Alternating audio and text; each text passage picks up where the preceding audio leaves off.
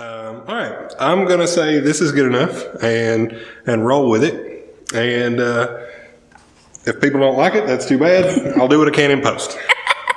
All right, everybody, time for another installment of the KAAMP. That is the Knox Area Artist Networking Platform, and I'm Thomas Zachary, aka the Twisted Wrist. Thanks for listening. Today we have a local guest, and please introduce yourself. I'm Gin Lizzy. And I'm an artist. I'm a local artist guest.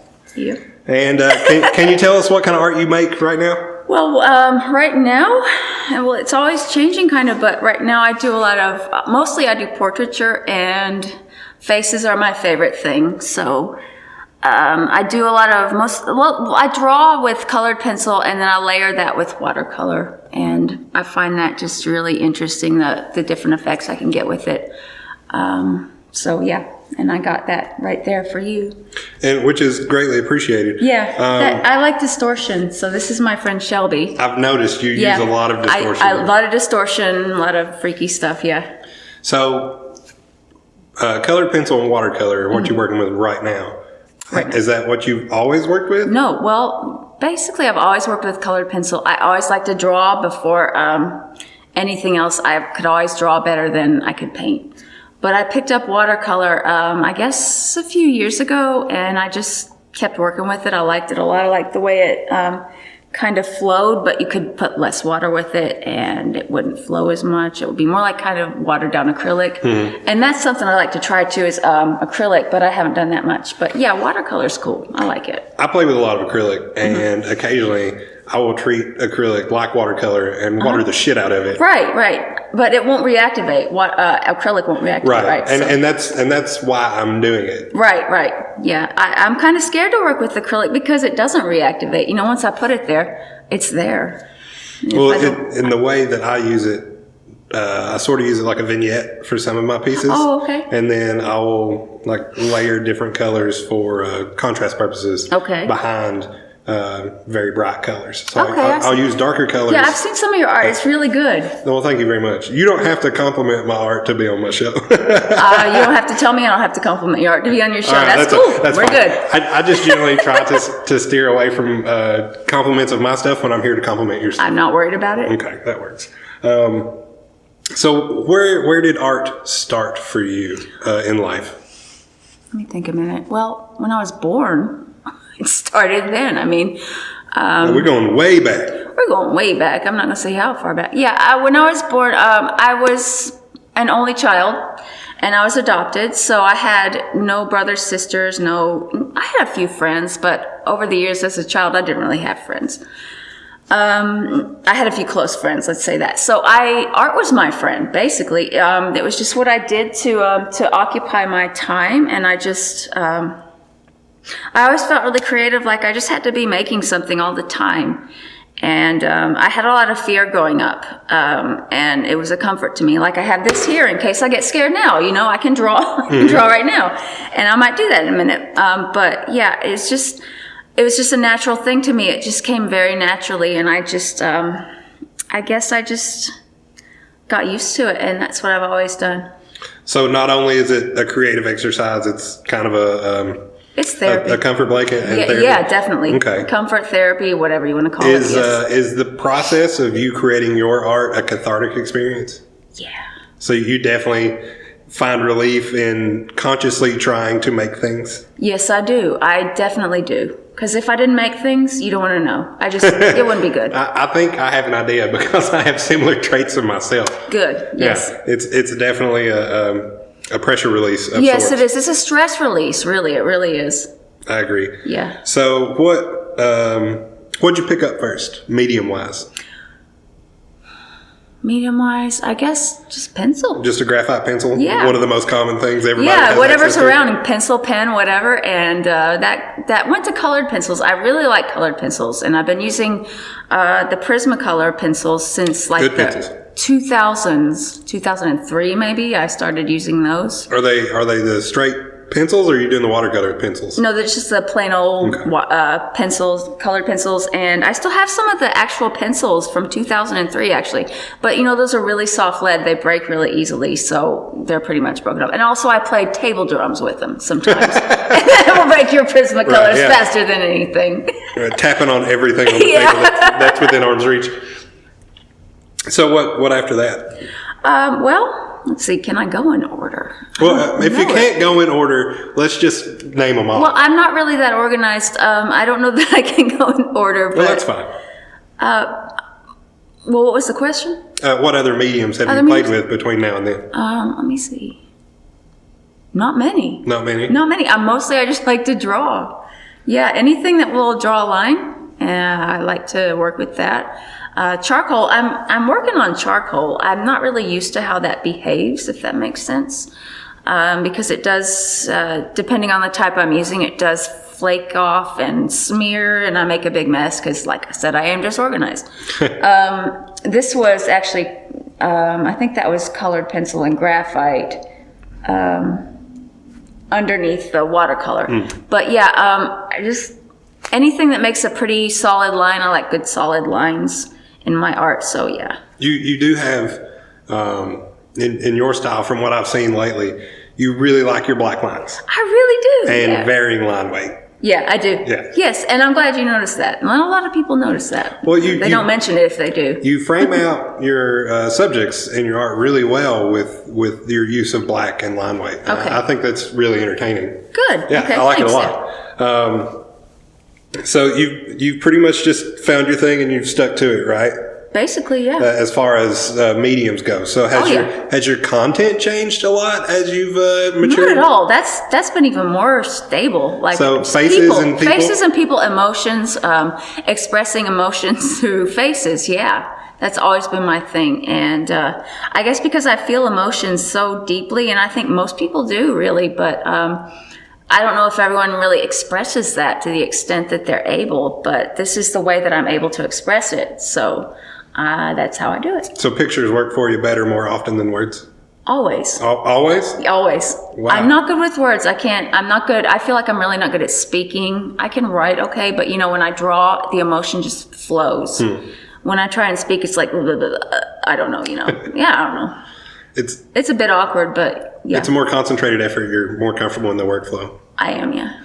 So speaking of workflow, what's your workflow like? Do you sit down, play a certain song, or it's just whatever strikes you at the moment, however you're feeling just comes out? Well, I listened to one of your podcasts before. You mentioned workflow. Can you describe what you mean by workflow? Yeah, if there is a certain set of actions or thought process or the way you like to craft your environment before you sit down and draw or paint or whatever it is. No, I mean, I can work anywhere, but most of the time I'm just in my room. I spend a lot of time at home, just in my room. I live with my folks, and they're good people, but I just kind of just do my own thing. I just stay in my room and, play some music maybe. What do you play? If you play it, when you play it. Well, I like... U2's always been my favorite band, and I know that's probably cheesy, but it's true. So, but also, lately I've been listening to a lot of prog rock and a lot of Yes lately. I really like Yes. That's A-OK in my book. All right, good. All right, we agree on that. Yeah, A-OK in my book. The last time somebody said that, I asked them if they also listen to Cream. So, do you also listen to Cream? What's that? Crossroads? That song? Crossroads? I think so. Yeah, I just heard that on YouTube. It was amazing. Like the time signature, I couldn't even keep up with it. I couldn't. What? So, do you have a designated space in your room where you like to draw? Do you have a desk? I have a desk, but I can move anywhere in the room as far as like to the floor or maybe sit on my bed. But that hurts my back. I had back surgery. I think 2017. I herniated 2 discs in my spine, which was from doing art and sitting like this. You can see my posture's abominable. But I usually work at my desk because it's easier to get up and move every now and then. I find that helps me. And I have everything around me that I need there, and I don't have to move it to wherever. All the things within arm's reach you like to tap with your colored pencils. Mm-hmm. My drums. Yeah. The drums are there. So I think you have a very unique style. Do you have any influences that have directly influenced your style? Can we talk about them? Sure, we can. Awesome. I have two that in mind that I was thinking about. First one is Deanne Arbus, the photographer. Are you familiar with her? Nope, not at all. You should be. One of the reasons I like asking that question is because I like to learn things. I'll hook you up with her work. Yeah, she was a photographer, American photographer. She did a lot of portraits, in fact, mostly portraits. And I should have brought you some pictures. I didn't know you wouldn't know her, but just street portraits, street photography. Just people as they were at the time. She came up to them in the street and they just sit there and she'd take their picture. And it was so real and authentic. I really related to that.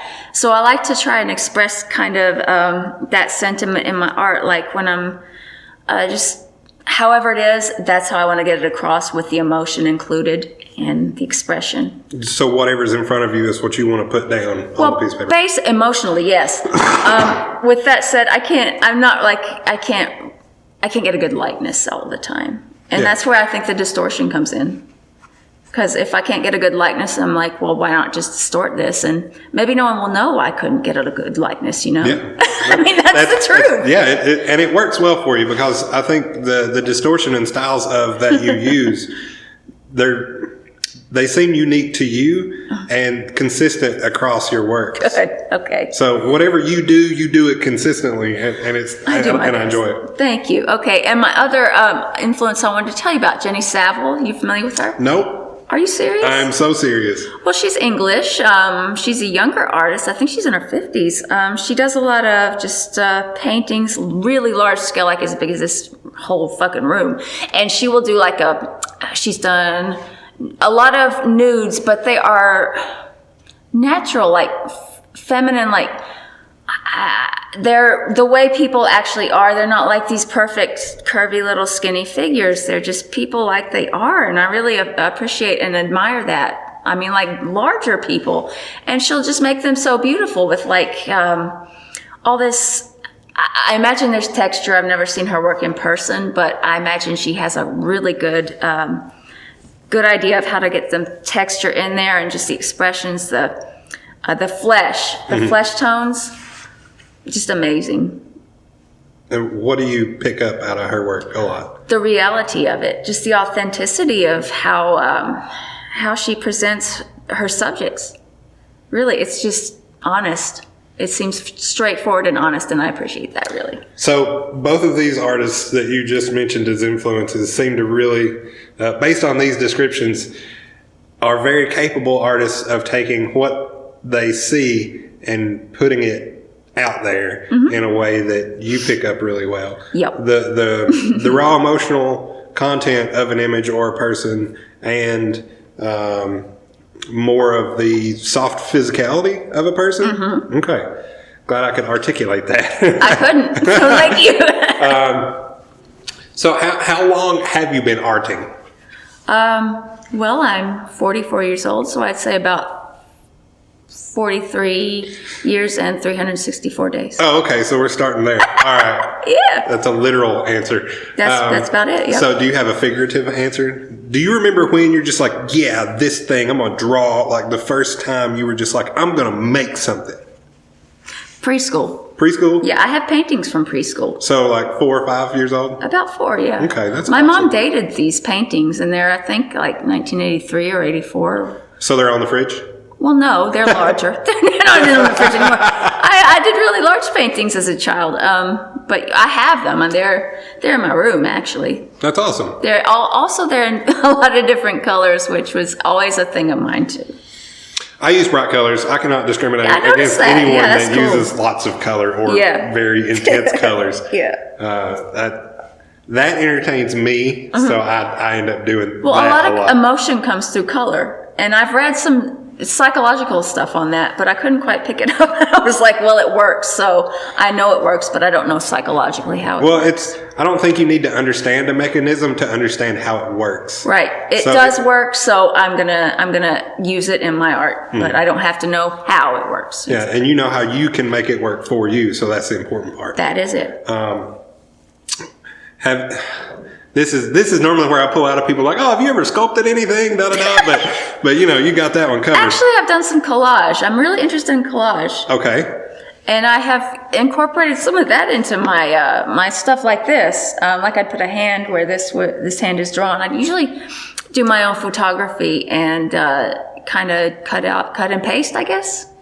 And that seems to work for me sometimes. So a previous guest, I think episode 17, Summer Fuss, she does a lot of collage, and she sort of talks about that a little bit in that episode if you want to go check that out. I think I did check it out, but I don't remember it. There was a lot of episodes, and I was thinking, is that a person or a Summer Fuss? That's a really cool name. She does have a really cool name. She's really also cool. a wonderful person. I like her quite a bit. But yeah, she's a talented collage artist, and she does some somewhat trippy, not like in the essence of psychedelia, but she puts things together and finds resources that you would normally see in the same piece. So there's a lot of juxtaposition there that I really enjoy. Good. Okay. So if you could, I'll send you the link. Yeah, do that. Thank you. So what do you like to have in your collage? Is it more people, more person stuff, anatomy, that kind of thing? Or do you pull in abstract stuff or inanimate objects? It's a good question. Lately, I've used a lot of flowers, actually. Floral stuff and plants and foliage, I guess. Besides that, lately I don't...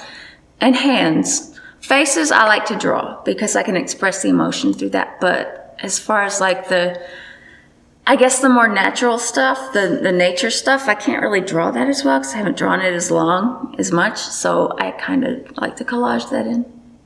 And it stays kind of feminine that way, because I like kind of feminine look to my art. You do. What scale do you most often work at? Are you doing like a 10 by 11 by 14, or do you do anything about larger? like 9 by 12? Usually, when I'm just working on something at home, I've had commissions that are like 18 by 24, and that's probably the largest I work.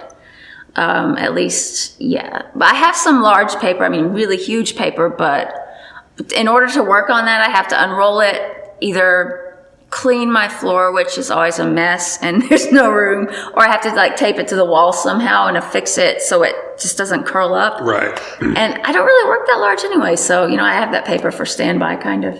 Okay. So are you picky about your paper? Yeah, I like Canson. I got Canson here. The hot press, cold press? I don't know the difference even. I honestly don't. I just use the Canson and the blue thing here. It's got a blue cover, so I can't. One of them has a finer texture than yeah, the other. I felt the difference, but as far as which one is which, I don't know. I like, let's see. This is cold press. Well, there you go. You like cold press paper. I'll forget that later, too. Well, it doesn't matter because the sketch pad won't forget. Yeah, it won't. Is that what you work with all the time? Yeah, all the 100%? time. I use this pretty much all the time. Yeah, I do. I work on, is it pronounced Grumbacher? I have no idea. You don't know? There's a lot of things I don't know. I say I know a little about a lot, and that means I also know not much about a lot of things. No, it's fine. I don't know anything about anything. But yeah, Grumbacher, whatever that is. I picked some of that up at Jerry's Artorama. And Shout out Jerry's. Jerry's. I shop there. Yeah, I love Jerry's, and that worked out pretty good. I like that paper, so I might start using that some more. So, do you stick to Prismacolor colored pencils exclusively, or do you use other brands? Well, I just found out actually that the Faber-Castell pencils. Am I pronouncing that right? I guess. And who cares? But they work great, and they're not quite. The lead is not quite as soft as the Prismacolors, and that has nothing to do with table drumming. But with the stuff I draw. Like, I can get a really dark line, but I don't lose much of the point at the same time, so that works for me good. I have a set of the landscape color palette watercolor pencils, and I like those a lot. I have some, what are they called? The ink tints, the Derwent ink tints, watercolor or whatever those are, but I don't really know how to use them because I just never experimented that much. I color with them or shade with them, put color where I need it like a regular colored pencil. And then if I want to soften it up or move it around, I'll just paint over it with a water brush. Okay, that's what I've tried, but do you notice that when you do that, the lines kind of stay visible? That's, it depends on how hard you go with the lead in the first place, like how heavy-handed you are. Right. Okay. So, well, I guess I didn't experiment to that extent. So with my hand. That's what I've learned. So that's how it works for me. Okay. Your hand is different, so it might work a little well, different who knows? I'll have to try those more. I mean, try it out. Yeah. Yeah. Why not? So you use a lot of gradients and shading and color transitions in your work. How do you achieve that in any particular way, or do you just lay them in there the way you want to? Can you be more specific with the question? Do you use a tool to shade? Oh, like a blender? Yeah. No, I just... so it's all with the pencil? It's, as far as this one, yeah, that was, like in here, that was all with just different lightness and darkness of the pencil. One thing I do with graphite anyway is I change pencils so I don't make an indentation on the page, with a lighter pencil, and that works better. But when I do use the darker pencils and stuff, I'm so messy, I tend to smear everything. But then I can work with that, because I smeared it here, well, I'll just make a flower there or something, The harder pencils, if they crack or chip or anything, and then you've got little pieces of graphite laying around your piece, and then you swipe your hand across it, and all of a sudden there's this how many times have I done that? Yeah, I don't know how many times. I feel like if you use pencils or harder graphite objects in any format, you're going to run across Yeah, I use a dry paintbrush to get that stuff off the page because I find that my hand just smears it. Oh, yeah. So. One of the things that I found in my experience is those the 3-fingered gloves. I have some of those. Yeah, they work really good. I don't use it often, but when I know I'm going to be working on a piece that's pencil or charcoal heavy, I'm all for it. Yeah, but my gloves are dirty. They got charcoal on them. That's the problem there. Well, then it's just a shading tool at that point. Yeah, it's a shading tool, but I gotta launder those at some point, I'm sure. You got dirty art gloves, launder those. I use those maybe once a month. I use them pretty often, actually. They come in handy. I need to wash them. Really. Well, luckily they're such a small piece of fabric. They are, yeah. Yeah, hand wash those. So, how would you describe your body of work? The things you've been making, let's say, the last 3 years. How would I describe it? Yeah, the adjectives. What adjectives would you use? I'm thinking. I'm not gone. I'm still here. I'm just thinking. Good, because the listeners need to know that. No, well, I'm just She's wandered off across the room in search of adjectives. I think colorful, for one thing, just simply colorful. Hopefully straightforward, emotional. Still thinking. Would you use the word surreal in any capacity? I would, yeah. Surreal, but I wouldn't use it every time. Maybe expressionism? I mean, you are conveying literally expressions a lot of the time. Yeah, but I'm talking about like the, what am I talking about? Let me think a minute. Seriously, I'm like, the style of expressionism as an art style I really enjoy. I don't know if that's my style, but I might apply that to what I do. And I might not. I don't know if I know enough about it, but... Well, what words are you comfortable using then? I don't know. Let me think. I gotta think. I'm gonna think the rest of the time. Well, I don't know. Can I say I don't know? Yeah, you can definitely say you don't know. That's fine. Yeah, when it comes to that point, I'm just like, it's my style. It's my art. That's how it looks. It's me. That's usually how I. Yeah, I don't know how to explain it. Like I said, I'm not good in words. If you want me to draw an answer to that, I can probably do it. Oh, if you want to draw an answer to that, I will totally be game to I'll see what that email it answer to you is. later. Yeah, Right, but I don't know how to explain it in words. It's weird. I don't know. Well, words often fail people when pictures work really well. I know. Which is great to tell people over an audio format program. Yeah, because I can't show you anything right now, but yeah. Well, there will be social media posts that accompany this episode that we can graphically show people things about what we're talking about, if we so choose. So that's great.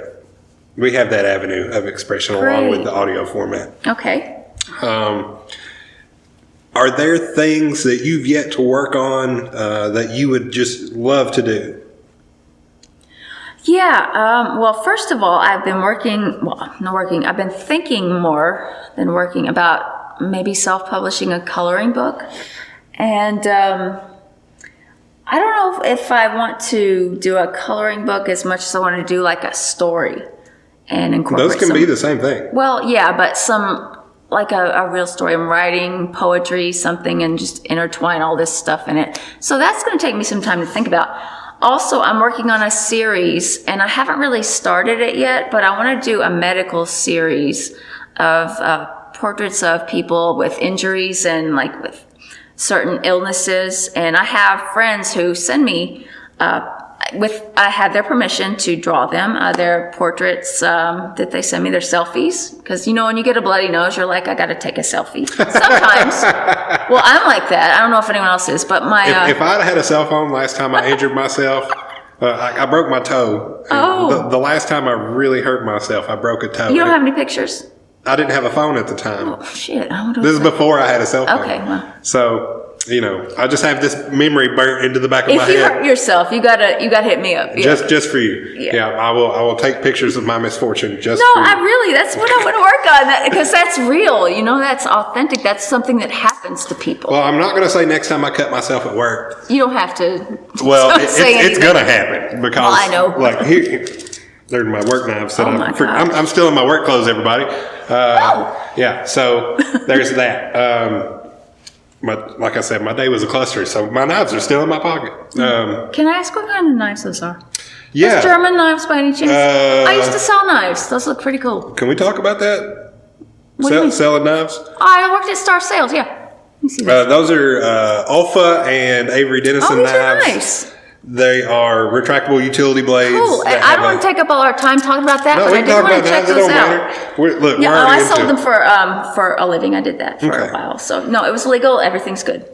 I don't care if it's legal. I don't give a shit. Well, I didn't know what you meant, but just so we know.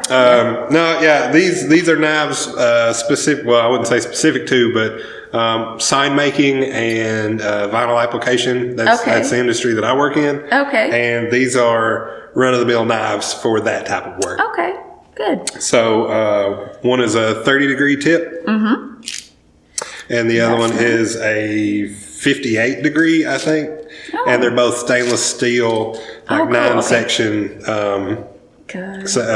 utility blades that you can just snap off. Yeah. And that's normal. I use both of those knives every day, 4 to 5 days a week. Good. Okay. Good knives. Yeah, they are good knives. Alpha, OLFA, is a Japanese company that makes the utility blades for them and blades for all sorts of other cutting applications. Okay. And I very much enjoy using these blades as far as like an interaction with the knife. Do you use those in your art at all? Like to cut anything collagey? I use them more for utility so if I 3D print something, and I need a prepped surface or to clean it up in general, I'll cut imperfections off of there with it because they're super sharp and, you can leave a really nice clean surface as a cut with them.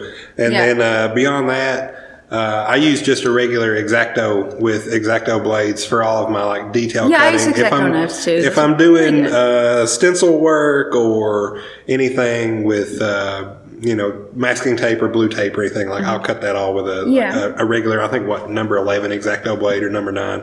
Just the normal 60-degree blade tip that everybody is familiar with. Yeah. So I'm going to interview you more. No, that's fine. Let's go. So how do you... No, I'm just kidding. Go ahead. Look, it's like it turned around and I was interviewing we you. are both sitting an equal distance away from this microphone. How do you feel? Well, let me lay down on this couch. Tell me your life story. I feel like you could piece it together if you listen to enough episodes, especially the last one. But yeah, the knives, and I'm still in my work clothes. Normally, I try not to stay in my work clothes, but I don't mind. Today is so what it is. I don't mind. We're good. Well, I'm wearing a black shirt. I hope you're not offended. I'm not offended. Because you're wearing a black shirt. I am. Black pants, too. Is that a Hieronymus Bosch painting on your shirt? I think this is Da Vinci. This is Madonna of the Rocks. Well, there we go. Isn't that Da Vinci? No, I know. I just saw it on I've seen it Amazon. before, but I don't I saw it know. on Amazon, and I was like, I got to get that click, and it was mine. So, Well, and that's Amazon for you. I saw distorted faces and the wrinkles and a really dark Yeah. background with some water or something. So Well, I was like, I oh, like to call this Madonna on the rocks, and I don't know if that's nice, but it's like a drink almost. it does sound like a drink. It does sound like a drink, but yeah, it's Madonna of the rocks, All as right. far as I know. That's what we're going Da with. Vinci. The rest of it be damned. What were we talking about? I don't know. Where are we? All right, great. We were talking about knives. You used to sell knives for a Yeah, living. and then we were talking about some art. Body of work. Body work, yeah? Yeah, body work. I think And I that's didn't know what what to say. Well, I was talking about stylistic adjectives for that. Yeah, and I didn't know what to say. Medical portraits. Oh, yeah. Glad Well, we got that back around. Medical portraits. Next time I Yeah. hurt myself, I'm sending you a picture. yeah, and that's where we were at. So, let's see. So, are you willing to disclose what kind of afflictions, conditions, injuries people have sent to you? Yeah, well, without naming any names Right, or of being course. specific, yes. No I have. HIPAA violations on this show. HIPAA violations, I know that too well. So I have a lot of black eyes, bloody noses. I have one really interesting selfie from this woman who had COVID and she lost all her hair.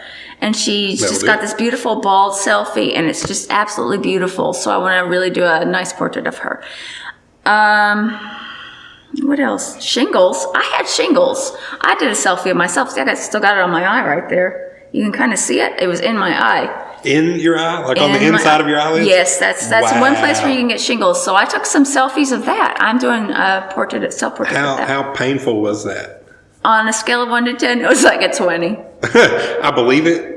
I really believe it. Yeah, it was bad. I know people firsthand that have had shingles and they're just like, That's some it's pain. it's terrible. Yeah, you don't want that. So if you just told me you had it inside your eyelids, Well, it was on my eye, but it kind of went in my eye. It didn't do much damage, if any. That eye's blurry now, so I'm gonna have to get that checked. And it's an iffy thing. Like shingles are not good. You don't want no. shingles. I would much rather have the chicken pox to begin with. Yeah, which I did. So, what are there any other conditions that you're interested in drawing?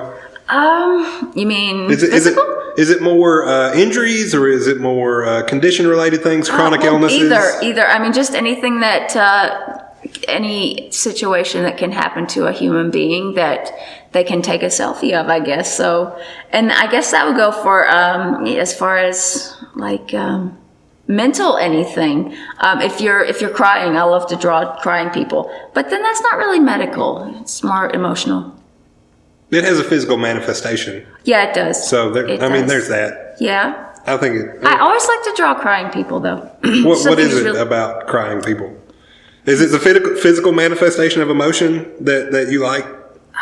Because it's an outward thing. Yeah, it's just something like when you can't hold that back and it just comes out and it's just so honest and it's so straightforward. Like I can't deal with this, so you're going to see my face look like a mess and I'm going to ugly cry. But I'm going to share that with you because I feel that bad. So that's what I Yeah, you can't hide that. No, just the pain of people's pain really fascinates me.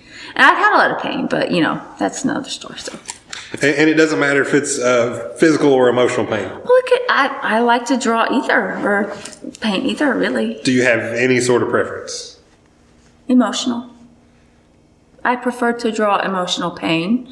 But really, with my art, I have to say that I would like to give an uplifting message with the whole thing.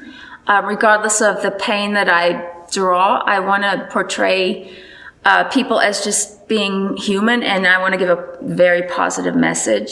And one thing that I do want to say is that I'm a Christian. Okay, so I do believe in God, and I do like to give that uplifting kind of, that. Put that tone on things. Yeah, I mean that's something that I believe, and it's important to me. So I do like to express that, and if I can uplift anyone with that, fine. If people don't want to hear that, they don't have to look at my art. Right.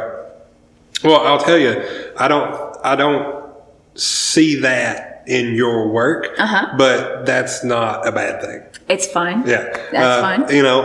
I can't look at that picture right there. Well, and that's say, not what's, one where I really express that. Right. That's my friend Shelby, distorted. So how do you like to put that positive spin or tone on things? A lot of times, writing. I've done a lot of just journaling over the top of my art. When I think about it, I journal stuff and I journal my despair, but I also journal even Bible verses or just positive things, shit that uplifts people. Because, people need that. Yeah. I think it's really important that people have something positive because everyone is so stressed right now. It's just such a stressful time. It is far too easy to stay focused and intensely focused Especially on the with all the negative news, the CNN, the Fox, blah, blah, blah. All right, look. One thing I really like to bitch about is the 24-hour news cycle. That shit is evil. Oh my God. So look, if it was Dan Rather giving us the news at 8 o'clock and we had an hour, everybody would get the news and just the news. Yeah. But now we've got 23 other hours to fill with all the bullshit. I know. Like if we had a normal news cycle it's like just, our parents had, the Kardashians wouldn't matter anymore. I know it's wrong. It's all wrong. It's messed up. But I'll get off my soapbox. You're all right. And leave it alone. But the 24-hour news cycle is terrible. It is absolutely terrible. I hear you. But yeah, I like to stay as positive as I can, even when I feel negative. And that's not hard. I mean, not easy. It's not always easy to do that. Right. It's hard to do that. Well, and it's a thing. If that's how you work those reflexes, it becomes easy for you because that's part of how you express. Yeah, I get more used to it. Yeah. Yeah, for sure. It's that bit of mental gymnastics. It becomes more familiar. Yeah, it's like a muscle. I have to exercise and work, and I build it up. Yeah. I enjoy the duality. If there was no intense sadness, there would be no overjoy. Right. One has to. You have to have one to appreciate the other. Exactly. So, is that? Do you try to show that directly in your work at all, or is that just something that you attach to your work? Can you be more specific? So when you were saying you write things on top of your work, like that's a pretty blatant way to put that out there. Do you do that in any other ways? Can you be more specific? I don't get it yet. Like, do I write? What do you mean? What are the ways you attach these positive tones to the pictures that you make? Okay. Oh, well, I don't even know. It just, honestly, when I think about it, it's like, I can get stuff across in writing. Talking is not so good, but I guess, I don't know. That's a good question. You're going to think about it now next time you sit down. Like, what am I going to do? I'll email you later with an answer, maybe. All right. If I think of an answer. I really don't know. That's a good question. Well, I hope it comes through. I mean, the Bible verses and the words I might put, if I put words, that could do it. But, I don't know. Sometimes I feel like it's just, if someone sees my work and they relate to the emotion in it, they'll say, well, I'm not that alone. Maybe someone else feels what I do, or I just don't feel that alone. So one of the ways I do that, if a piece of work of mine has that as a part of its genesis, I will make sure that somehow I try to include that kernel of an idea or that phrase, that passage in adjacent to the piece. So I will write, whatever thought crossed my mind that generated this picture, or I'll write the source of the inspiration for whatever it is. I'll usually write it on the back or stick it on a note or something and put it in the frame. So that's how I try to do that. And there's a million ways you can skin that cat. So that's a question I like to ask when it comes across. It's normally just for me a little handwritten note on the back, or if I mail the piece off, it's a handwritten note, in the box. So someone gets a taste or a scope of the headspace where I was when this idea hit me.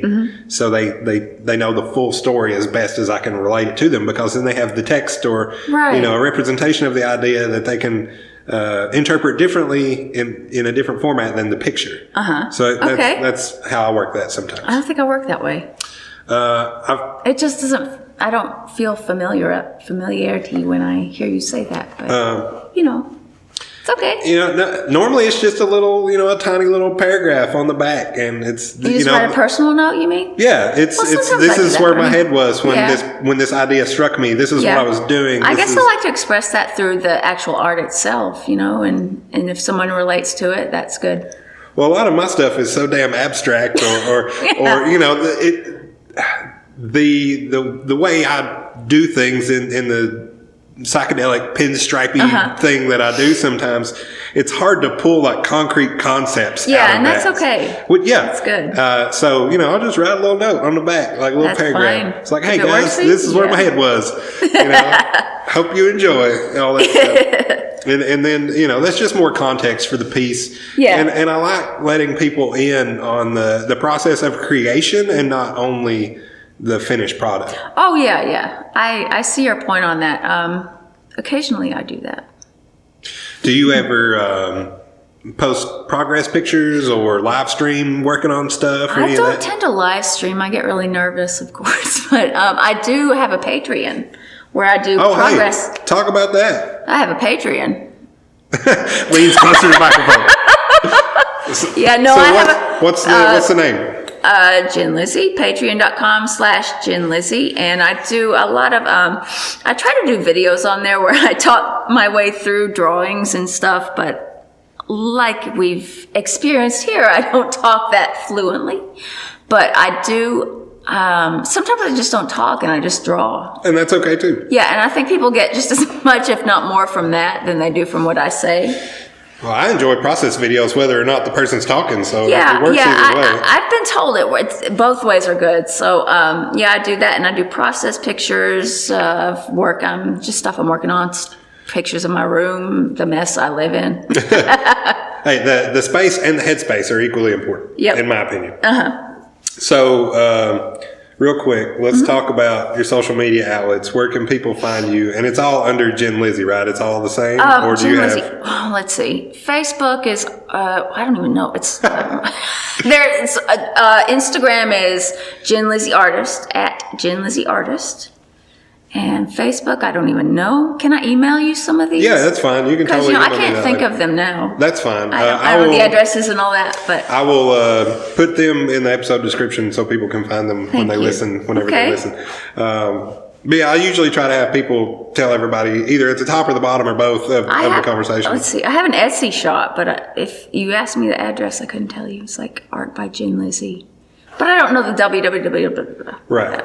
But yeah, I can. If you provide me with those links, I will happily put them in the episode description. Okay. I try to do that as often as possible. Thank you. Especially for retail outlets where people can buy stuff. Okay. Yeah. Not just the social media shit. Right. Yeah. So, what do you have a favorite part of your creative process? No. I like it all. What do you mean by part? Like is there a metaphorical brick in this wall that is more sacred to you than others? No, I like it all. I think really what I like is the actual creation of, especially the beginning of a face. When I think about it, like I always start with the nose. I don't know why. You know what? You're not the first person that has told me they start with one specific feature. Yeah, and then I work out from that. Yeah, and I measure everything from that. And I really like that process. That just because everyone's proportions are different, but everyone has, for the most part, a nose. So I can start there, and then kind of just work my way out, and it's very, very interesting. So when you say measure, what do you mean? With my eyes, just measure what distance with my eyes, like measure like here's the nose, and well, this eye is over here, but how far? Well, it's up from this crease to the inside of the eye. So you have a feel for that you do. work for. So there's no like, I don't draw a crosshair in the circle. I don't do all that. I just look at the face and I'm like, well, this is up from this and this is over. And I've looked at enough faces to know that's, that's where it is. You have, but they're all so different, right. And that's what's great. Does the finesse of that ever fail you? Yeah. Okay. All the time. Tell me about it. It fails me. I mean, what do you want to know? Well, when does it fail you most often? Oh, well. What or where are the difficulties in that process for you? That's a good question. Some days I just have off days, I'm off. I'm like, I can't draw today. I got to do something different. But, a lot of times I think it's when I'm working with ink. Like when I draw with ink, I'm like, oh shit, I just messed that up and I can't erase. when you don't have an eraser, Right. that's when it's worse. That's when it That hits you. just might be an emphasis on I'm using ink, but I Right. don't know. Well, one of the things that I have to be wary of when I ink a design or use more permanent methods is if I mess up, I have to do it 4, 6, 8, 12 more Do you times. start from the beginning and do it again, or do you work with what you have? Okay, so I hardly ever start over unless what I fuck up is just so bad. Yeah, I've been there. So there are times where I'm just, like, screw it, threw it out the window, Yeah. More like when I drop a brush on the canvas and it's Yeah. just like, oh shit, now there's this yellow stain that goes across Yeah. 3 different segments I'm trying to work on. But generally, I will try to incorporate my mistake into whatever pattern I'm I working. do that too, and I find that the more I do that, the better I get at it, if that makes sense. Someone back there? No, I Okay. thought I saw a raccoon go across the deck over there. I hope you did. That would be cool. Well, I mean, raccoons are awesome, so yeah. Yeah. Go on. Sorry. But yeah, when you drop a brush. If I drop a brush, I get more mad than anything else. I know. But I know that. if I make an errant mark with my marker or pencil or whatever, I will. If I like it, it's the do I like it or not? Yeah, it's always a surprise. All the time I drop pencils on my work. They just roll off the table. They fall on my work, point down every time. Every time? Every time. And I'm And like, then you have a heart attack. yeah, it freaks me out. I mean, do I want to keep it there or do I not?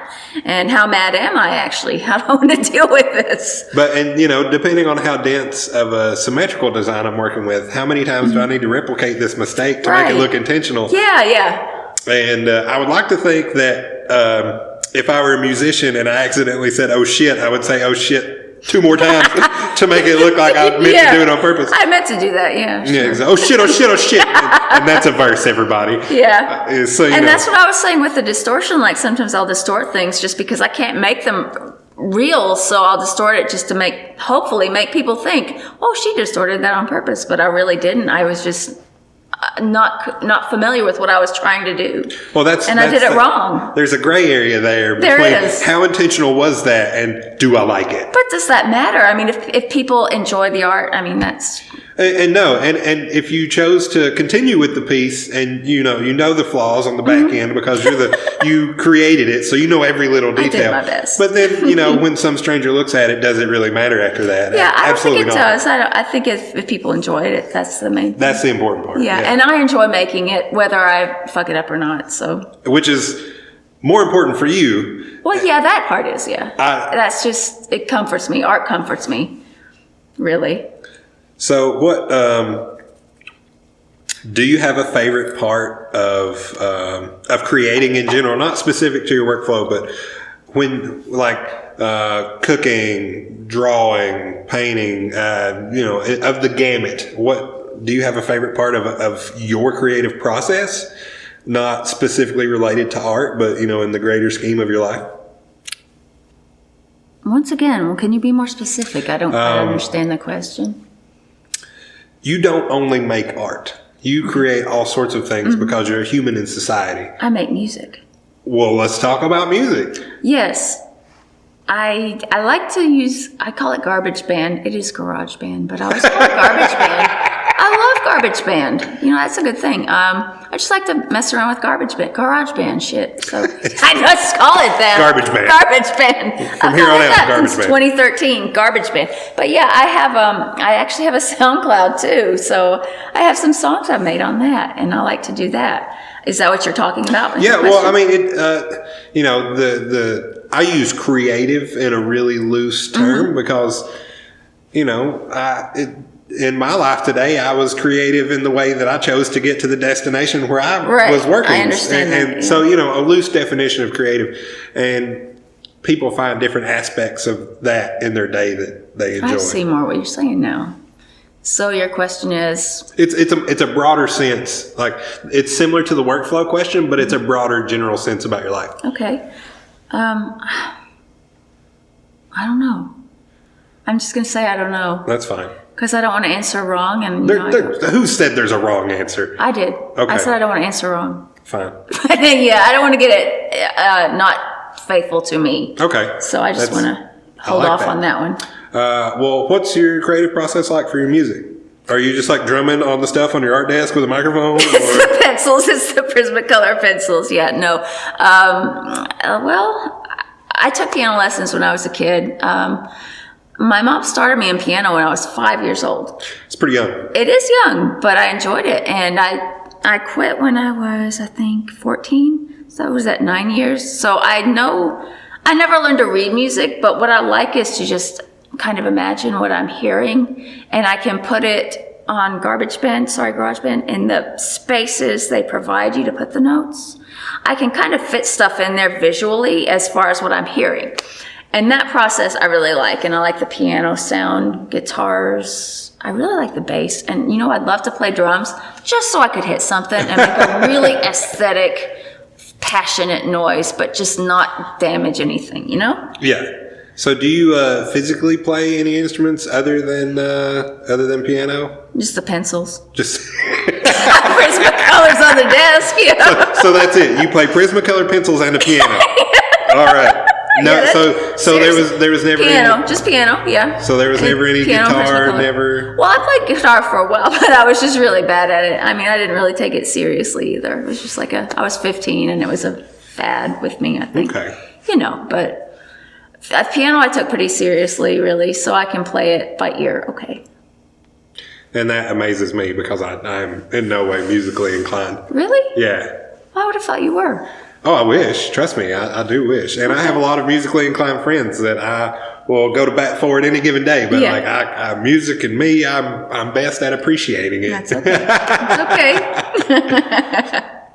But I do enjoy music, and I do have goals of learning to play instruments at some point. I just have not put a ton of energy into them because I enjoy pulling the things out of my brain and turning them into pictures. Yeah, that's I good. like decorating then space. Focus on that, yeah. Yeah. One of the things that I like, I don't know where this quote came from, but artists decorate space and musicians decorate time. And I love that. Who said that? I have no idea. I saw it on the internet, and I've never been able to forget it. It lives in my brain rent-free. Damn it. Now I'm like, I got to write that down. Say it again? Music decorates time, and art decorates space. That's really good. Yeah, I love it. Like I said, Email me that because I will forget it. It's lived in my brain for years. That's really good. That's beautiful, actually. And I've looked at my friends and be like, hey, man, you going to decorate some time today? And they just look at me like, what the fuck are you talking about? Like, no, you're going to make music. And like, oh, yeah.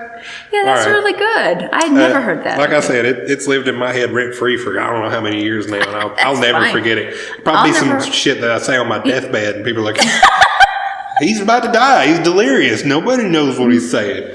I will know. Well, they'll know. They'll know. They have clear interpretation of this message now. Yeah.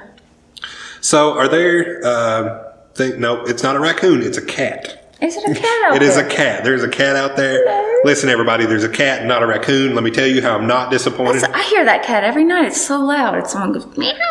I hear coyotes too, but, that's Yeah, you got, there's I a don't touch know if of they ever rural out fight, I bet that cat would kick a coyote's ass. Was it the gray cat? Yes, it's a great cat. Oh, it is? I hate that cat. It's so loud at night. Well, what do you do about it? Do you just like I yell? ignore it. I mean, it's just outside my window. Meow, You never open your window and just yell at it? Well, what's the point? I'm trying to sleep. No. It would feel good to yell at a cat. I yell at my cat. Everybody, I yell at my cat. And it feels good. But that's not my cat. I don't want to yell Who cares? at them. Some stranger's cat. Or some cat that doesn't even... It's a feral cat. It might be. Maybe it needs a good yelling at. I don't even see him, but yeah. You don't have to be like, talk down to the cat. Well, I don't want to insult him for sure. You don't have to insult him. Just tell him, shut the fuck up. I'm trying to sleep. That's an insult right there. Is it? I think so. To Really? the cat. Yeah, well, to the cat it might be. You sounded so definite just like 5 seconds ago. Okay.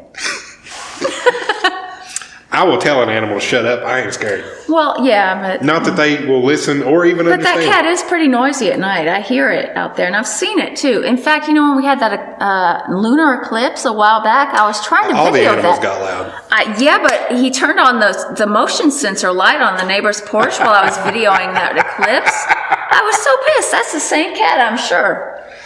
Why don't you... That cat needs a good cussing. I'll do it later. All right, that'll work. Here we go, both with the microphone and a stand out here to go cuss at a cat. Yeah. So, are there things you have yet to express? Let's exclude the medical art you wish to do. Are there other things you wish to put out there into the world artistically? Or are you pretty happy working with the faces and the emotions that you're running with right now? I'm pretty happy where I'm at right now. Yeah, pretty happy. I think it will evolve. I mean, as I do art, it just naturally evolves and changes. But I'm pretty content where I am. It seems like my art has evolved from like more kind of whimsical stuff to more trying to be realistic stuff. And I'm not really a realist, so I don't know if that's working for me. But I don't know. It just has to go where it goes, you know? I know that feeling. Yeah. Because I try not to steer it too much. Yeah. It evolves as it evolves, but you know, it's hard for me to not try and force it to go like, I want to do this, so I'm going to draw it this way or whatever. So, yeah. Okay. Do you ever try to work outside of your style? Do you ever? Yeah. Okay. And it doesn't go well a lot. I mean, seriously, it doesn't. And that's why I do it, really, because it's a good exercise just to get outside my style and kind of experiment with other things. Yeah. Good. I'm glad you put yourself in that uncomfortable position. Well, I'm uncomfortable now, and that's, you know, just to put yourself in something that's uncomfortable is not bad. Well, that's why I draw figure drawing, because I'm terrible at drawing people. Really? Yeah, I'm absolutely trash at drawing people. I don't draw figures that good either, but I draw them a lot. Yeah, I don't. I really don't. Well, that's okay. The human form is suspiciously absent from a lot of my work. It's a complex thing. I mean, the human body is very complex, and the anatomy is just so. It's like similar on people, but it's different, and it's like how, especially hands. You have trouble with hands? That's why I stop at the wrist and the ankle. I stop at the shoulder and I draw flowers. You've got me figured out. Yep, no, that's what I do. That's it. That's if there's something I can't draw, I really just kind of put something else there or leave it off, which is why there's a lot of arms missing from my paintings. You'll see me. I will do like the profile of the thumb and the profile on the edge of the hand, and then it's just nothing. Yeah, so that's hard though. The fingers are really. I mean, they're just so. I like to imply that there's a hand.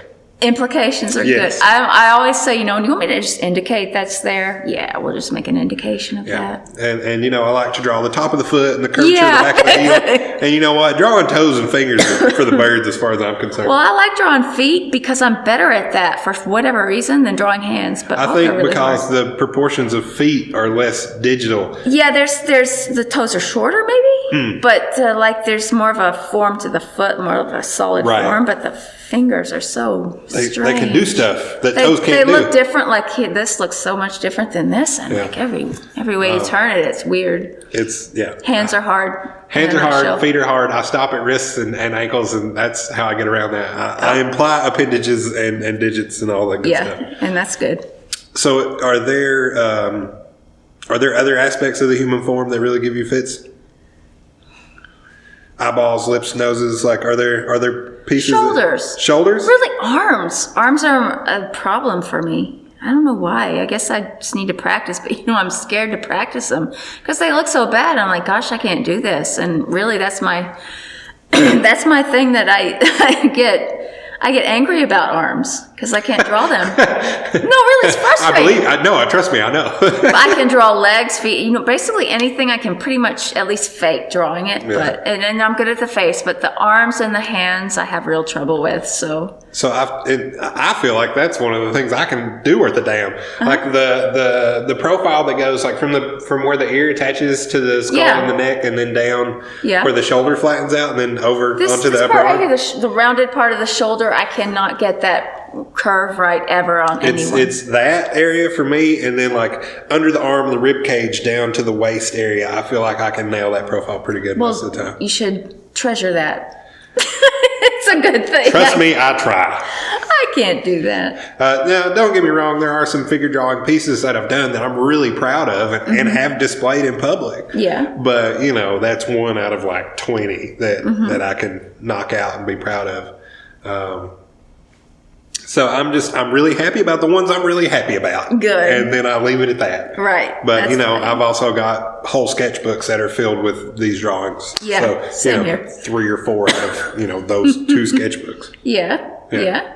And that's about it. That's how that ratio is for me. Mm-hmm. And that's okay because I'm still pretty darn happy with the ones I'm happy with. Good. Do you keep a lot of sketchbooks going? I'll have 1 or 2. So if I'm doing life drawing, I'll have 1 specifically for life drawing. Mm-hmm. But so I guess technically the answer to this question is 2. Mm-hmm. So I'll have 1 for just drawing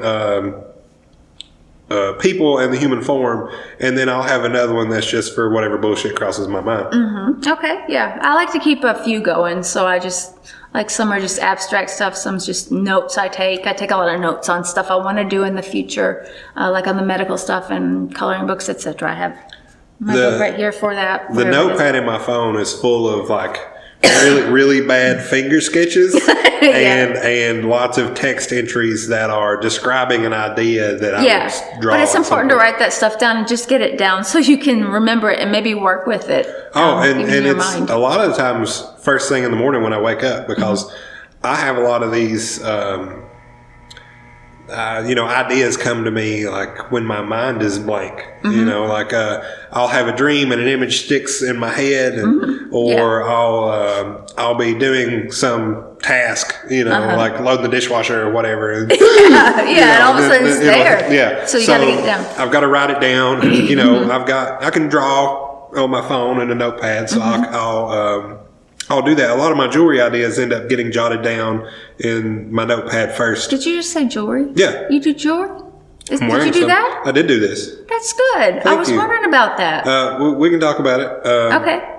Yeah, so a lot of the things, a lot of my jewelry ends up in a really scribbled, chicken scratch looking piece of bullshit in my notepad. And then I'll sit down and I'll usually draw them in like a 2D front-facing profile on like a piece of graph paper so I can scale it out and get my proportions and all that. And then I'll take that, put it in the computer, make it a 3D model, and then I'll print that. Oh, that's neat. Okay. And then I'll put stones or pigmented resins or whatever in the negative spaces of this. Cool. But this piece specific is special to me because this is a collaboration between myself and a friend of mine named Graham. He is Full Grain Designs on Instagram. He's a leather artist and he's very talented. Is he local? Murfreesboro, Franklin, just south of Nashville. So he's middle of the state. And I'll get him on the show at some point. And his partner, Elena, does really, really nice ice-dyed textiles. Ooh. And I have a piece of her clothing headed to me very, very soon, and I'm super excited about it. Okay, good. But he did the leather piece for the encasement of the 20 millimeter opal coin, and then I designed and 3D printed this wood piece that is the surround, and then sandwiched that around the leather. Oh. And then I sanded it all down and stained it and all that jazz. So that's what you see. That's beautiful. I was wondering about that. What is this design? Is that like it reminds me of a spider? So it wasn't. All right, build breakdown. The thing I'm wearing around my neck. Okay, do it. The design itself, it was inspired by the Great Wave painting. The classical Japanese Great Wave painting, and you can't see that that's a direct influence. But the thing that really got me the most, that I wanted to carry over into the look of this piece, was the cascading elements. Because in that painting, I think there are 3 distinct waves, maybe a 4th little minor wave somewhere. But I have these 3 cascading elements all tied together by this one incomplete arc. And if you look at it on the side, it's skinny at the top and fat on the bottom. And the same with all 6 of those elements. So they're wider at the base than they are at the tip, just like the wave. Yeah. And then these are cascading on top of each other like that wave. That's fascinating because if I looked at that, which I did, I would never think that, but I would probably feel it. Yeah, I kind of feel that from it, It's beautiful. Well, thank you very much. You're welcome. I do wear it quite often, and I'm very proud of it. Good. If somebody offers me the right amount of money for it, I'll be sad to let it go. But, okay. But I don't. No, it's really good. I like it. I make jewelry specifically because I've said this before. I can't trust people to make the things I want to see, so Right. I make them. Right. So Why can't you trust them? What do you mean by that? You can't they trust don't know what's going on inside my head. That's what I was wondering. Yeah, and so I feel that too. I can tell people, I can put to words exactly what I see in my mind, but that doesn't guarantee that those words are going to put the exact same picture in your head. So I can't trust other people to read my mind to know what I want to see. That's a good point. That's a really good point. So I make the stuff I want to see, things I've never seen before. Like with my pinstripey stuff, for example. If you were to look at like traditionally executed automotive pinstriping, you would see elements of that in my artwork, but that is not the only influence of that artwork. It is just an inspiration for material workflow and like 60% of the aesthetic, because I love cars, I love automotive culture, I love pinstriping as a very niche aesthetic in automotive culture. And I like to use those elements in a way that I distill differently in my creative process.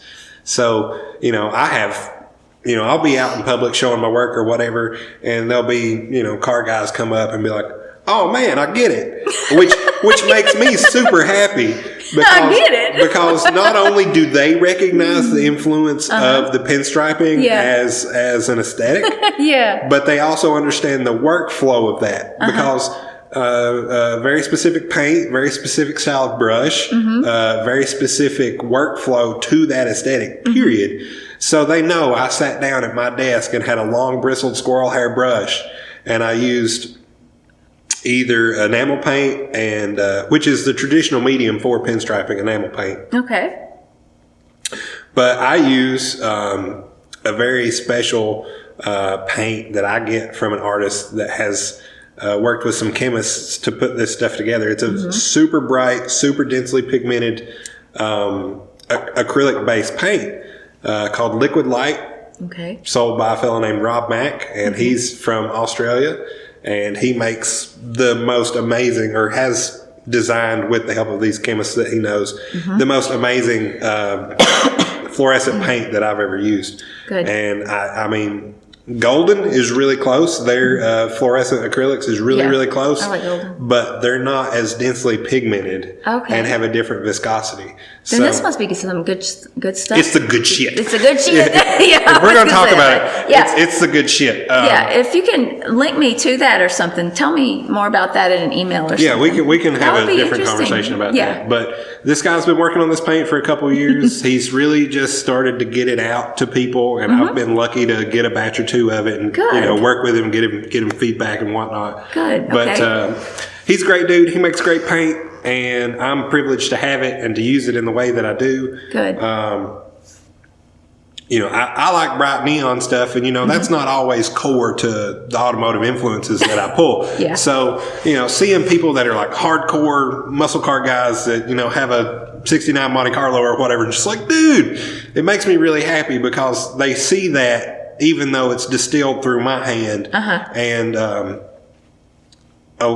lot of that influence is there, but it's not all of it. Right. A lot of it is, the remainder of it is more like my influences from surrealism and psychedelia and shape and form and flow and those aspects of the meditative process that is creating some of this work. And I really enjoy when I can sit down and work on a piece for like 4 hours and I look up and it's like I have a headache and I need to go drink water and it's time to eat, dude. You're a human. I've been there too. That's a good thing though. Yeah, I'll get lost in it and it feels really good. It's to the point now where I'm so comfortable in this workflow. It's hard for me to sit down and not get into that headspace. Okay. It's nice. I enjoy it. It's great. Part of that cathartic, expressive experience for me. Yeah, cathartic is good. So, do you have like a primo example of a good creative day for you? Like, what's a good art day for you? Actually, if I get started on something and don't stop until I realize I am actually here and I'm really here where I am. And I remember, well, I started this 12 hours ago. Like you were saying, you just get involved in it and it just flows and just, if I don't know where I am and I just forget everything in the world that's going on for Laser just a little focus. while. Yeah. And and even more if I come up with something that I'm satisfied with from that, that's it. So that's a good creative day? Well, yeah. Yeah. I like asking, there are a couple questions in this ordeal that I like asking people, and everybody's creativity manifests in different ways. So that's kind of why I asked the workflow question and the inspiration question. And then everybody goes about their creative expression in a different way, how they conduct their day outside of the workflow. Like the workflow is more of a pointed question. It's like you've sat down to do the thing. That is my day though. I sit down every day to do this. I draw, I paint every day. That is my day because I'm always by myself in my room and that keeps me going. So that sounds like a great creative day to me. Well, every day is pretty much like that. Yeah. And you sound super lucky right now. I feel blessed. There you go. That is a privilege. Yeah. Indeed. I like the word privilege in the way that it allows you to recognize those things that are good for you or the process that is helpful for you. Yeah. So another question I like to ask people is, what's it like being a creative person in Knoxville right now? Because one of the reasons that I do this is so people catch a feel for what it's like, in this segment of society in the town that we live in. I like to give people a lens into what it's like to be a creative person here, if you're not a creative person or you're a different type of creative person. I don't know. Let's see. Well, I don't leave my house. So, how can I answer that? I don't know. Can I just say I don't know? Yeah, of course. I mean, I don't know how to answer that. Well, it's not necessarily an answer that has to involve Knoxville society in any capacity greater than this is geographically where you're at. So what is the question? What's it like being a creative person here in Knoxville? In my room, it's nice. I'm content. Yeah. I know what I'm doing with myself as far as creatively, and I don't talk to many people during the day. So I must say I really appreciate you just talking to me now. This is more than I talk to anyone during the day, but yeah. Are you more of a social person after the sun goes down, or do you have a time where you're more social than others? I don't have any social time. No social time? No. It's all creative time? Yeah. From sun up to sundown? Pretty much, yeah. I don't really... Well, sometimes I go out with my friend Erin, but, Well, there's social time. Well, yeah, but that's like a couple hours, maybe once a week. But that's good. That fits the question. Yeah, definitely. But, most of the time I'm just in my room and I'm just making something. I crochet a lot, too. So... But that's like kind of a different thing. It's still a creative output. It's a fiber art thing, but my main focus is the paintings and stuff like that. Well, it's an expression of yours, and it's totally valid for the purpose of the show. Yeah. So, are there things you like to do specific with your fiber arts? Or is it just another busy thing? I actually made this piece of whatever this is. I made this. It's a blob. It's a blob of fabric, but yeah, this is like a coat. It looks like it has sleeves. Well, it's supposed to. It does. Well, I'm glad I perceived those as sleeves. It does. It's a coat or it's a robe or something. It's really warm, but yeah, I made this and it's very colorful. Yeah, definitely. I like the color. I try to incorporate a lot of color in my fiber art, but yeah, this is something I made. So. Well, if you dig fiber arts, Bailey Arith was a guest of mine. She's from Maryland. I saw that too. Yeah, excellent. Yeah, she and I had a good conversation, and I think the only one I've done over Zoom, maybe one or two. Okay. But yeah, she's a very talented fiber artist, and she's been doing some crazy stuff lately with found objects and like twigs and stuff. Oh, great. Okay. She's been doing some art around rocks and sticks and stuff, and it's really cool, and I like it a lot. That's kind of cool. Yeah. Yeah, it's really neat. I'll turn you on to her. Yeah, definitely. Hook me up with her. I'd like to talk to her too. Let's see what else. So, Knoxville, do you find any inspiration from the nature around you by chance? If we're going to talk about geographic stuff? Aside from the colors, not really, because like I said, I stay in most of the time. I'm just in my room, just making stuff. So I'm not outside a lot. Well, what natural colors really pop to you? The ones that aren't natural, I guess. Well, they're all natural, I guess, but the autumn. Autumn? That just comes the to mind. earthy colors? Yeah, autumn's my favorite season, and I really like the yellows. You get a lot of really rich yellows. Yeah, you do, but I'm just not out that much. I'm not in nature that much. And that's just me. I don't really like to be outside. I prefer to be inside where I can make stuff. So you're an inside person? Yeah. 100%? Yeah, definitely. You got really excited about that. Yeah, I'm an inside person. Yeah.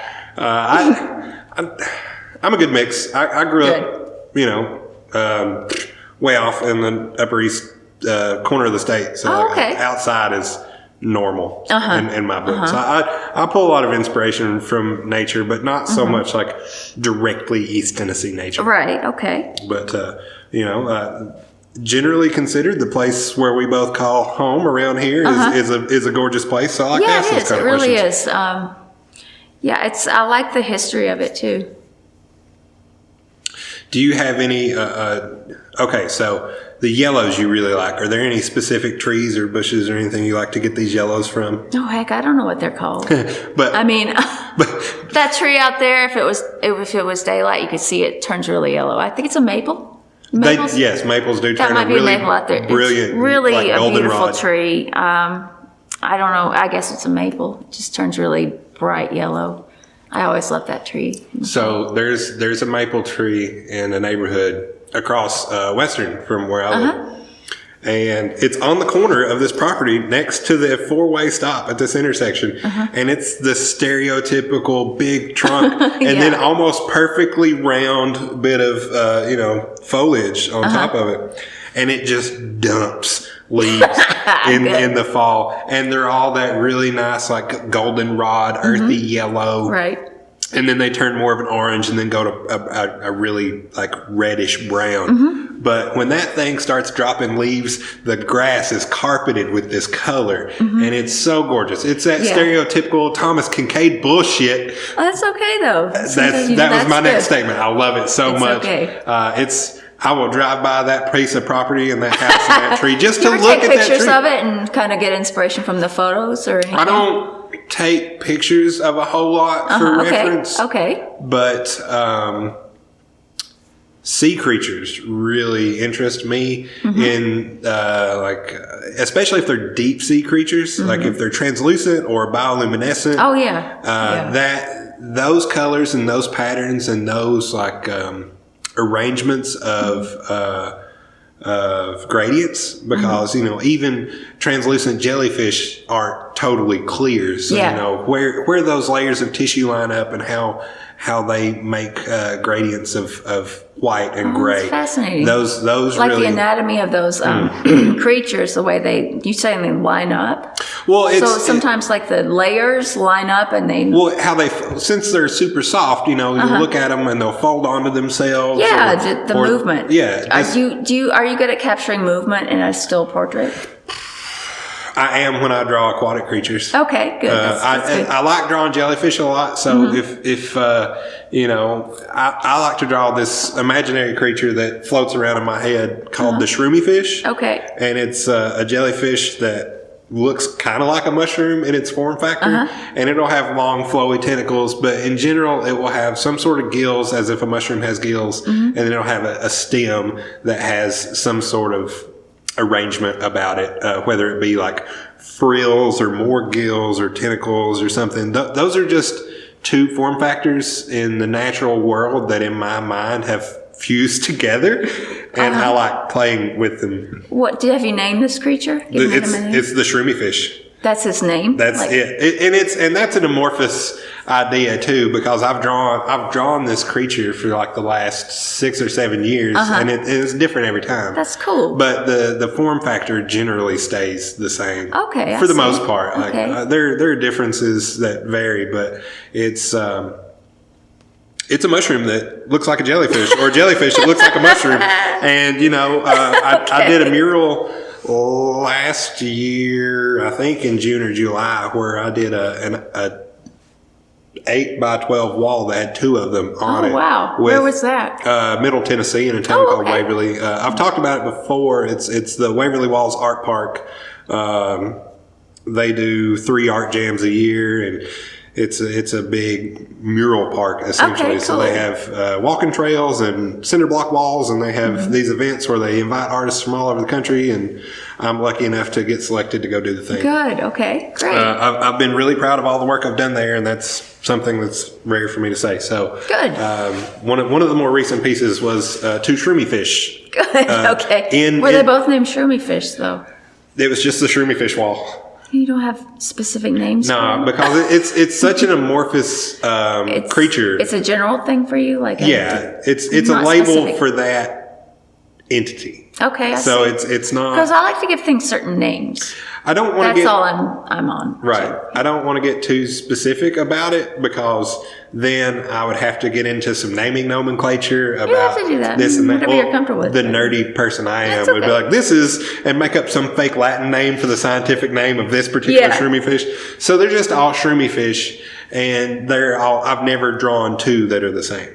Oh, it's cool. just you know it when you see it kind of thing, but they're all different. Mm-hmm. It's like, a Ford is a Ford because it says Ford on the front, and then everything else is different, Mm-hmm. Yeah, I know. So that's how that idea works in my head. Cool. But okay. It's also one of those things as content that is just super comfortable for me to draw, because there's no set way for it to present itself. Oh, okay. Yeah, and it's just this amorphous natural thing that is what it is when you look at it, but it can look a million different ways. That's fascinating. Like I had a guy when I was painting the thing from way over my shoulder. He had to be like 60 feet away. Mm-hmm.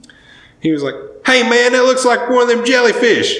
And I'm like, "Yeah." I was like, "What else do you think about it?" "It looks like it ate a mushroom." Like, yes.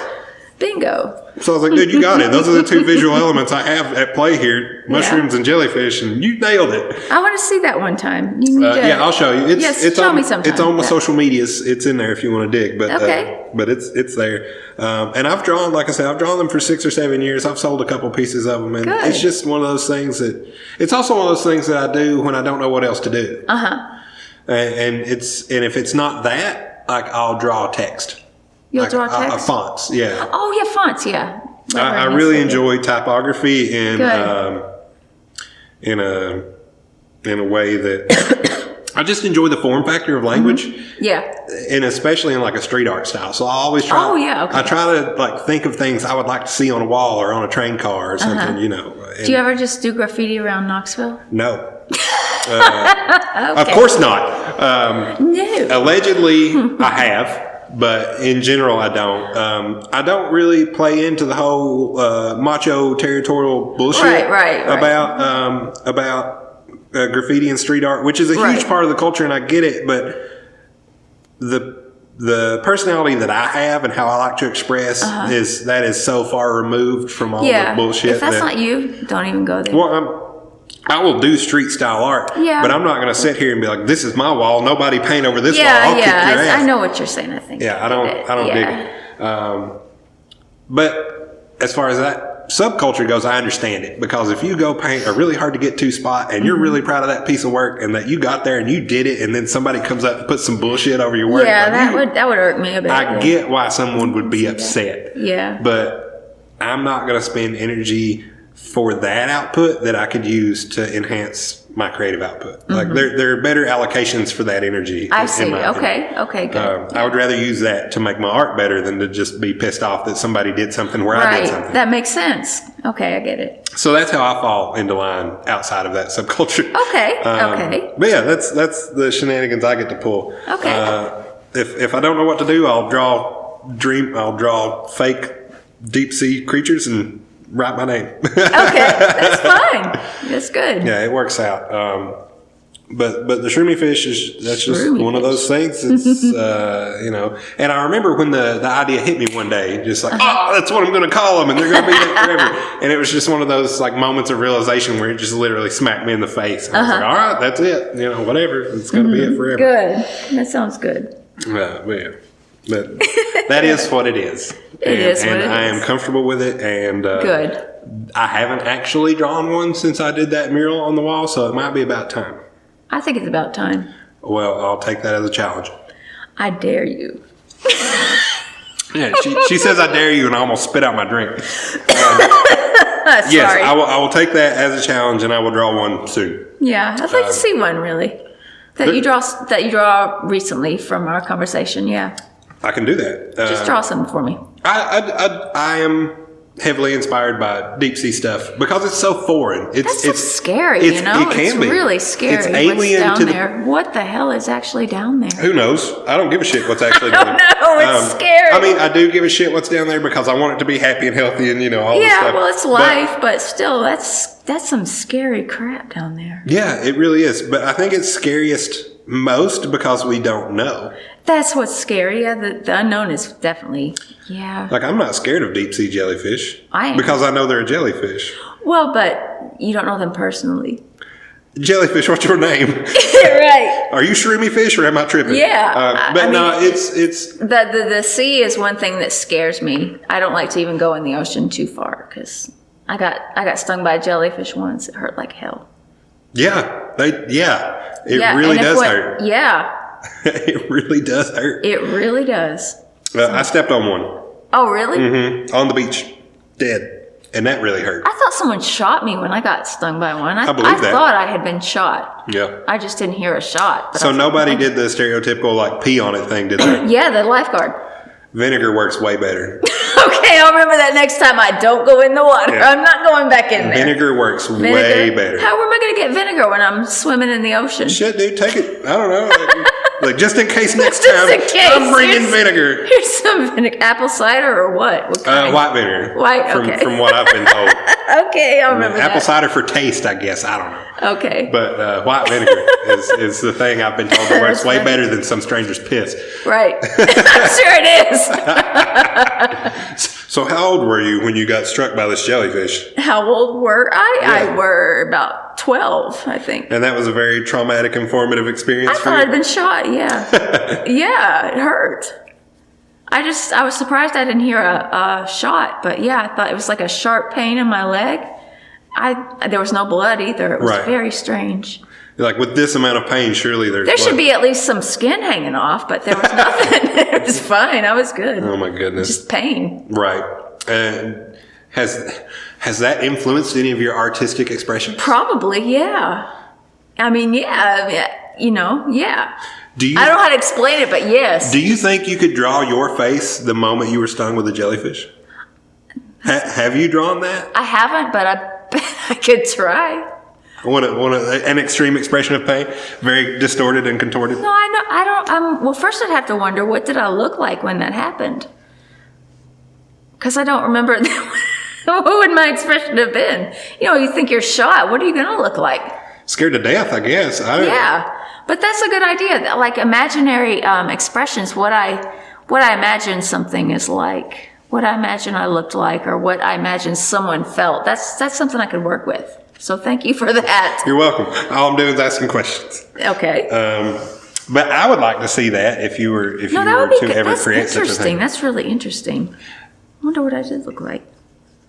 I pull stuff into my creative process like that because I like to play thought experiments with myself. If I'm going to do X, Y, Z, what would that look like? Yeah. I like to try my best to think through a workflow before I go to put stuff on paper. Mm-hmm. Ideas spend a lot of time between my ears before they come out of my fingers. Yeah. And I will purposefully not draw things until they become intrusive thoughts. Okay. Because then I know when I can't stand it being in my head anymore that it's time to draw it. Okay. So when you're thinking these, when you're going over these thoughts, you said you take notes and you do Occasionally, kind of, yeah. the when you're washing dishes or whatever you said. Yeah, if I'm taking notes, it's to have a baseline for the idea. Like this is the idea, and then I will tweak it for however long until I feel like I've come to this point where and then it comes out after all the tweaking. In your mind. It's either I get it to a place where I'm comfortable with this is what I want to express, this is the form factor, and this is how I want to achieve it, or it's like, oh my God, leave me alone, what the fuck? and there's no in between. Right. It's either this is so bothersome of an idea, I need to exercise it, I need to draw it, I need to write about it, I need to do whatever, or I've spent time crafting this in my mind, and now I'm ready to present it. I saw something that you'd done, and I think it was on Facebook, and you said that it was something like, I'm supposed to be okay with this, and it was something that you just had to express. That's the most recent painting I did. Yes. What was that? So, tell me about that. That's interesting. I have this general frustration about living in Western society and all of the things that are happening in Western society right now. The thing that the genesis of this idea, the genesis of this idea is that I wanted to list all of the crises, all of the pandemics, all of the systemic and endemic problems that we have in society living in this privileged culture that we have. Like if we didn't live in such a privileged culture, we wouldn't have the problems that we have, the first world problem. Yeah. And these problems are really complex and there's no direct solution to them. It's like asking somebody how they would end world hunger. Like there's no solid one right answer. Right. So there's no clear-cut path to the solution to all these problems. And at the same time, we're having all of these problems at the same time. So what are you going to do? You're just going to walk around like none of this shit exists? Or are you going to like carry some generalized frustration that you're living in a society that either is apathetic or ignorant to how to solve or lessen these problems? So black background, high contrast, matte red paint with the list of issues that are randomly written around the thing with really uneasy, queasy looking smiley face. And then the message that the point of contention that I put across in this message is, and we're just supposed to be okay with this. What the fuck? Yeah. Like a lot of people go through their day. If you're not like an activist 100% with your time and energy, most people are going about their day acting like these things don't exist. And I'm guilty. I'm going to say you're guilty. Most of us are guilty. Yeah. And that's just part of how we have to operate in society because we can't sit at home all day being really puny about, the housing crisis that we're all living in right now. A lot of us got to get up and go to work and make sure we got a damn house to come home to. Yeah. So, I feel that there's an inherent tension in that existence and I didn't know how to deal with it other than to put it into picture. Okay. And that's what I'm good at as an artist, putting things in pictures. Good. And normally I don't do societal or political or that realm of context. Yeah. Because normally I do these really fantastical, bright, colorful, really abstract things that are joyous, in my opinion, or aesthetically pleasing, or the positive end of the spectrum. Right. And don't really highlight a lot of negative aspects of society. So that was a start of a series that highlights tensions that I have about existing in the society that we share. Yeah. And it's far and removed from my style as something that I've, actively worked for and developed, my surrealist psychedelic style that I'm really proud of. But that is not the way I need to express these thoughts and tensions and emotions. These are raw, these are real, these are things that I feel on a daily basis that I generally don't give myself an avenue to speak on. Okay. And it feels really good to do that. Good. So that struck me when I looked at that. I was like, I'm supposed to be okay with this. And I was like, are we? Yeah, that's what I want. I'm supposed to be okay? Well, I'm not. And that's the catalyst. Because I'm not okay with it. And I'm not okay that these things exist.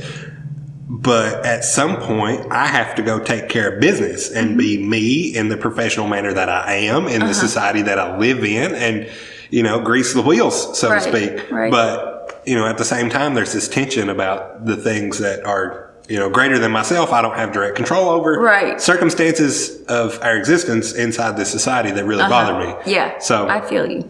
So that was the start of that. And that's going to be a series. I don't know how long. I don't know how many pieces. I just know they're going to be big because they demand attention. I would be excited to see all that. That sounds like a good series. I will display them separately from the rest of my art when this series is done because it's not, like, stylistically, it's not the same. Idealistically, it's not the same. Okay. But it's probably going to be 4 or 5 pieces. Great. And this is honestly the first time I've talked about it in public or in this format. I've talked about it with some friends of mine that are all for it and other creative people that I really respect. So yeah, everybody, I'm going to do a series of large paintings as far as I'm concerned, where I lay out my frustrations with Western society and how we live in it. That's the way to do it, though. Do it creative. That's the only way I know how to do it. That's good. Trust me. There are a lot of different ways to do that. You're doing good. Well, I don't want to go into too much detail, but a lot of people just express themselves completely wrong these days. Yeah, the internet's funny. Well, I'm not even talking about that. I mean, just, things people do, don't even do that, Yeah. And I don't want to go into detail, but, man, just tone it down a little. There are... the violence. I'm talking about violence, you just step off a bit. Just, don't do that shit. I'm not going to be... But I guess people feel that strongly. People are really passionate. Violence is not going to be the first thing I advocate for in any general situation. And I'm pretty passive of a person myself. Yeah. But time and place. So be it. I'm not going to sit here and say violence is the best answer to the problem, but sometimes that's the only answer. Well, and I'm not going to sit here and say that it isn't, because that's okay. There are times. You speak freely here. You're good. But yeah, that's some tensions I'm willing to express in a manner. I just like that you're expressing it creatively, and Well, I admire that. I really do. I don't know how else to do it, and in a way that's healthful for me. I know that my artistic practice is a thing that is healthful for me and how I express and how I choose to use the tools that I have. And I would hope that a lot of other people are familiar enough with their creative process that is how they choose to do certain things, because they know that's a healthful avenue for them. Yeah. That's also something I want to kind of highlight with this, because there are lots of negative expression outlets that don't do anybody any good, like the violence at times, as an example. But if I can take a 20 by 30 piece of canvas and put it on a wall, or I'm going to do some that are like 4 by 6, like they're going to get big, and I don't normally work that big, but I think that some of the issues that I'm going to be putting onto paper, so to speak here, demand that space, because they're not bullshit issues. Right. They demand more than that, really. More space, but, yeah. I'm not going to make anything bigger than I can't fit in my car. Well, so you there's make what that. you want to, so I admire you for that. Well, thank you. Just for expressing that the way you are. But some of these issues demand attention, and when you paint big paintings, they demand attention. Yeah, and, that's true. And that's a parallel that I'm going to use, hopefully, to my advantage. Okay, great. In this expression. Great. Okay. But enough about me. No, it's okay. We're just talking. That was interesting. I can't wait to see that. But if we're going to be like super honest about it, I was talking to a good friend of mine about these pieces, because she'll ask me, what I got cooking up, because she's a big supporter of me. Shout out KT Wiles. I was like, yeah, I'm going to do this piece. It's going to be about this and that. And I, like, the first time I actually put it, wrote it in a message on my phone to someone that I respect, I was like, I'm going to give myself an avenue to let these frustrations out, because this is not something I normally talk about or express or, put into my creative sphere. And I cried a little bit, I shed a tear, because I was just like, damn, that felt good to say. And I know that I'm on the right track when I vocalize things or set intention to them, and then myself have that reaction to my own expression. So I know there's something to dig at there. Yeah. So that's how I know, for me, this is a good avenue to walk down. Good. Okay, great. It works. So I'm going to do it. I'm going to chase that rabbit. Do it. Yeah. That's awesome. So we are at an hour and 39 minutes. How long is that in an hour and 30? It's 69 minutes. Okay. And I'm bad at math. That's normally 99 minutes? 99 minutes. See, I'm bad. I don't know where we are. Where are we? I don't know. As far as anybody on the other side of this wire is concerned, we are ephemeral and out in the internet. Yeah, it's okay. It's okay with me. I'm just enjoying myself now. Yeah. I'm not as nervous now. I feel good. We got an hour and a half into this, and now we're comfortable. So what... Now I'm trying to think of other questions that I normally have in my... I did want to talk about the illness I have. Yeah, of course. So I deal with schizophrenia, and I don't know if a lot of people think I harp on that, but it's when you deal with it. Well, this is the first time outside of this conversation that I haven't heard you say anything about it yet. So if you harp on not you, but I mean other people I've talked to in my life. Okay. If they listen, I don't know. But yeah, that's just it's a thing I deal with. So I would just like more, I guess, the way some people look at it. I don't think they really understand how it is. I didn't ask to be this way. Definitely, no one asked to be here at all. But yeah, it's like it's a mental illness where sometimes it just doesn't seem real. Nothing seems real. I don't even know that I'm existing, really. And it's hard to explain. But I feel like when I deal with this, maybe my art is how it comes through in the distortion. Like, I don't know how to explain it, Well, if we can relate it to an artistic context, let's do that. Does it influence your art in any way? Like Definitely. Directly? As far as like how I distort things, I have had episodes where I'm not a big visual hallucinator, but I hear some things. But visual hallucinations are a thing someone with schizophrenia can sometimes suffer from. Yes, they can deal with that. I have mostly auditory hallucinations when I have them, and I don't have them often because I'm on good medication. But just the way that the distortion comes through with that, like when you hear something and it's not really there, but the sound comes from outside your ears, so it's not in your head. It's not like I'm hearing this in my head. It's like it sounds outside, so it's like it's honestly there, but at the same time I know it's not real, and I get confused. And the distortion is something I try and get across in my art. Does that make any sense? It does. It definitely does. Now, are there specific types of sounds that you auditory hallucinate, or is it just that whatever that just wasn't an actual It's sound? usually voices, and for a lot of people it's that, but a lot of times for me it's actually singing, and it's a positive thing, and I feel euphoria with it. So it's not like necessarily voices telling me what to do or to do something bad. It's just something off over there that you it just could be in the air conditioning. Like I hear the air conditioner, but within the air conditioner, the sound of that, there are voices singing to me.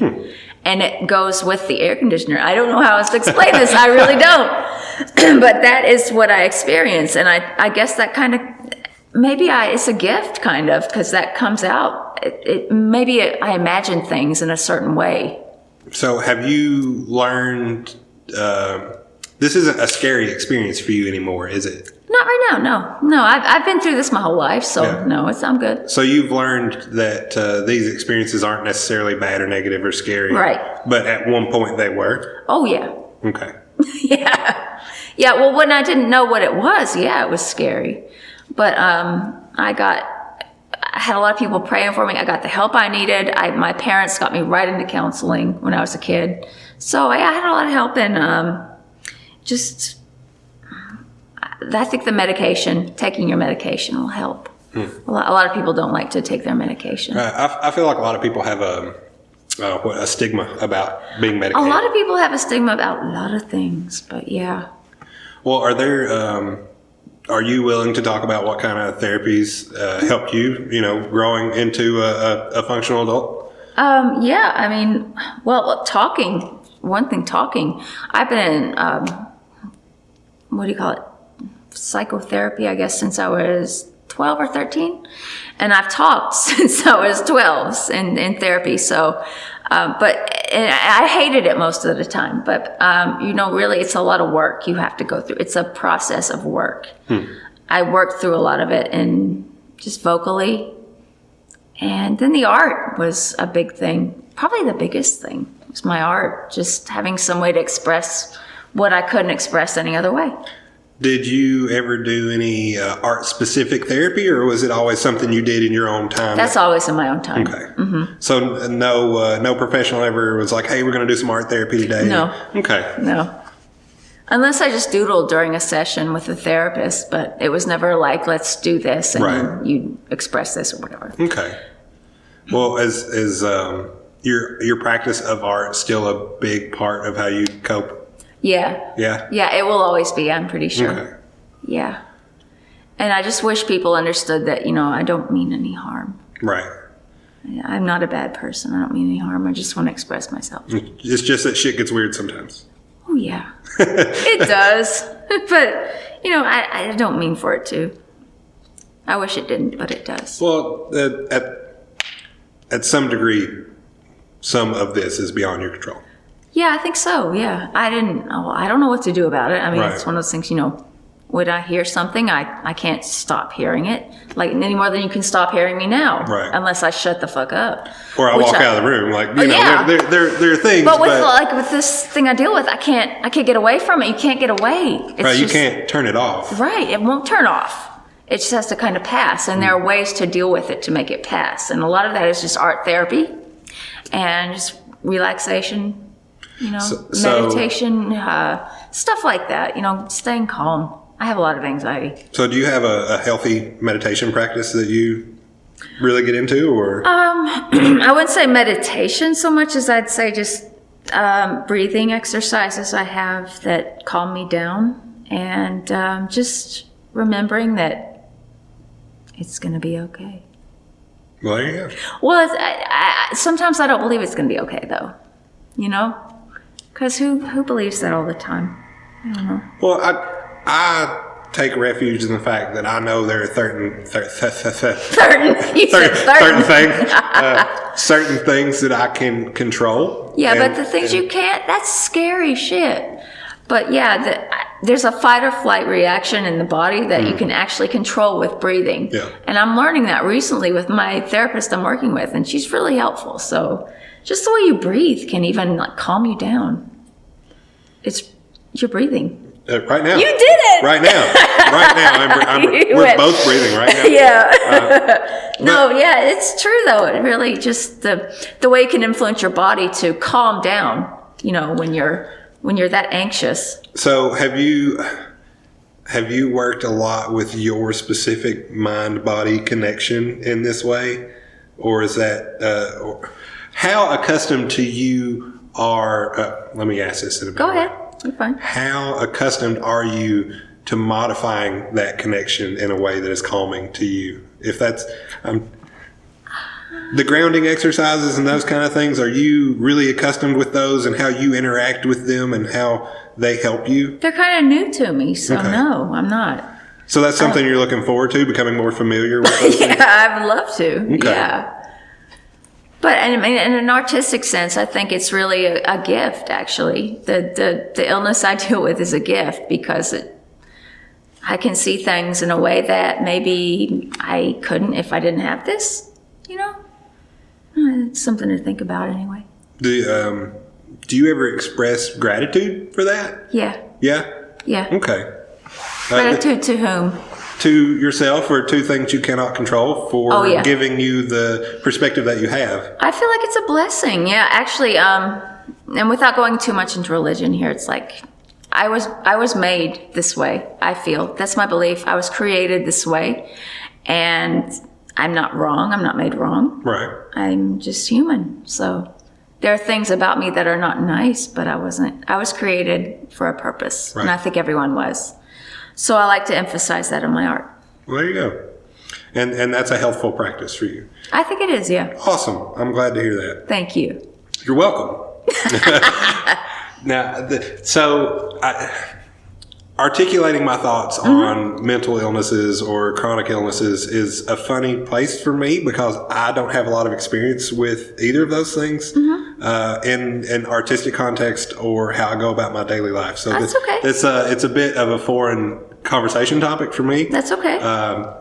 But I'm fully willing to admit that, as I just did. That's fine. That's good. But I can understand how these things can influence a person's artistic sensibilities because that's the lens that we're looking at this whole conversation with. And that's the context, the bubble I like to play in for this bit of media. So I think I did okay with asking those questions. You did great. Were there any times where this life experience made you produce things that you weren't happy with or proud of, or things that scared you? Actually, in my early 20s, I made some, I think they're on my Facebook, some drawings that had some of the auditory things I'd heard actually written on them. I'm not sure if they're on there or not, but yeah, just expressions of despair and stuff that I didn't really express in a positive way, maybe. But yeah, I'd have to say, yeah. So these things have had a direct influence on your artistic outputs. Yeah.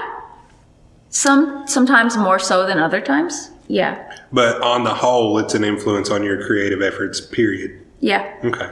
Do you have any other internal aspects of your person that are, overarching influences on your work?